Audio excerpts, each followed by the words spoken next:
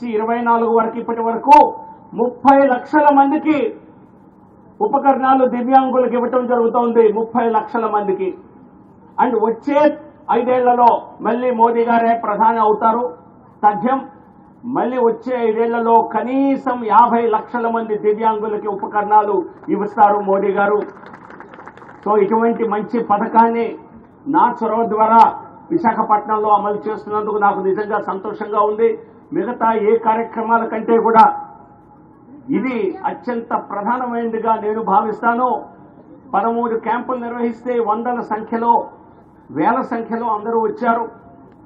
వారందరి లోపాలని, వారికి ఉన్నటువంటి ఇబ్బందుల్ని అంచనా వేసి ఈరోజు సుమారు 3,000 ఉపకరణాలని 2,25,00,000 సుమారు 2.5 కోట్ల విలువ గల ఉపకరణాలని కేవలం 2 నెలల్లోనే తయారు చేసి మనందరికీ దివ్యాంగులకి వారి కుటుంబాలకి ద్వారా అందజేయడానికి ఈరోజు ఈ కార్యక్రమం శిబిరం నిర్వహించడం జరిగింది.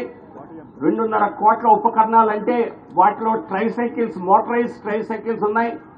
సుమారు ఒక్కొక్క దాని విలువ 40,000 రూపాయలు. అవి మీరు చూసినా వాటి క్వాలిటీ అర్థమవుతోంది. ఇది ఎక్కడ కాంట్రాక్టర్ల ద్వారా తయారు చేయించలేదు.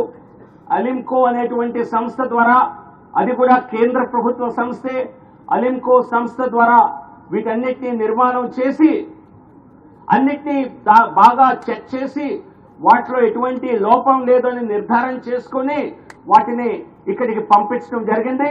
సో కాబట్టి మరొకసారి కేంద్ర ప్రభుత్వానికి, ప్రధానమంత్రి నరేంద్ర మోదీ గారికి, సామాజిక శాఖ మంత్రులకు, అలాగే ముఖ్య అతిథిగా విచ్చేసినటువంటి శ్రీ పురుషోత్తం రూపాల గారికి అందరికీ పేరు పేరున అభినందనలు, ధన్యవాదాలు తెలియజేస్తూ ఈ కార్యక్రమంలో అనుకున్న స్థాయిలో ఇంకా కొంతమంది దివ్యాంగులకి లబ్ధి చేకూరవలసి ఉంది.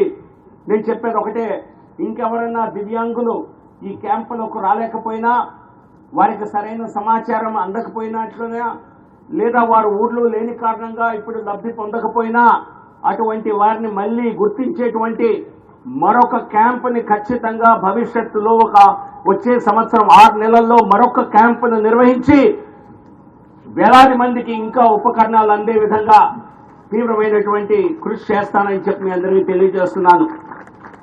అలాగే మరొక పథకం, దానికి కూడా ఈ రోజే శుభారంభం పలకటం జరుగుతోంది. అందరూ దయచేసి శ్రద్ధగా వినాలి. 60 ఏళ్ల పైబడిన వారికి, 60 ఏళ్ల వయస్సు ఉన్న వారికి, పైన వారికి ఎటువంటి ఇబ్బంది ఉన్నా, వారికి ఎటువంటి ఉపకరణం కావాల్సి ఉన్నా వారు దివ్యాంగులు అవ్వవలసిన అవసరం లేదు. కొంతమందికి కంటి చూపు సమస్య ఉంటుంది, కొంతమందికి నడవటానికి స్టిక్ కావాలి, కొంతమందికి వినికిడి సమస్య ఉంటుంది, దానికి వినికిడి మెషిన్ కావాలి. ఈ రకంగా అనేక ఉపకరణాలు 60 ఏళ్ల పైబడిన వారికి కావాల్సి వస్తుంది. పాపం కొనుక్కునే స్తోమత ఉండదు. కానీ వారి కోసం కూడా నరేంద్ర మోదీ గారు ఒక పథకం పెట్టారు. దాని పేరే రాష్ట్రీయ వయోశ్రీ యోజన.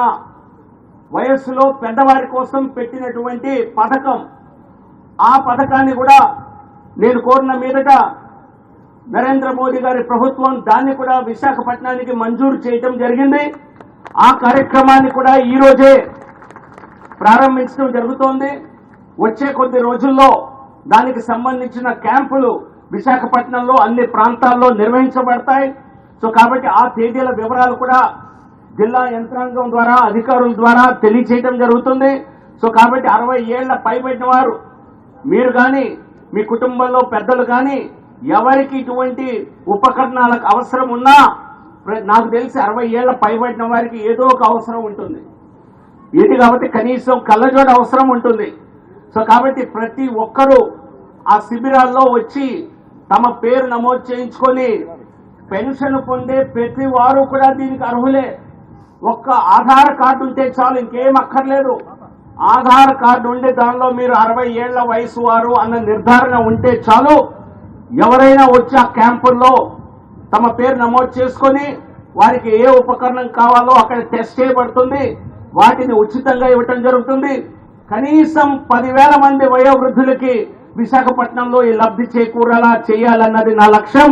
మీరందరూ దానికి సహకరించాలని మీ అందరినీ అభ్యర్థిస్తూ ఈరోజు ఉపకరణాలు పొందుతున్న వారందరికీ పేరు పేరున అభినందనలు తెలియజేస్తూ మరొకసారి ముఖ్య అతిథి శ్రీ పురుషోత్తం రూపాల గారికి ధన్యవాదాలు తెలియజేస్తున్నాను.